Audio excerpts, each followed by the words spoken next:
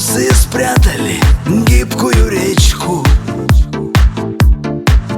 там, где горы и вечная тайна таежной тропой,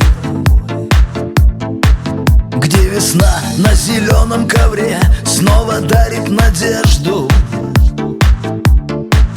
и с небес тихий крик журавлей позовет нас домой.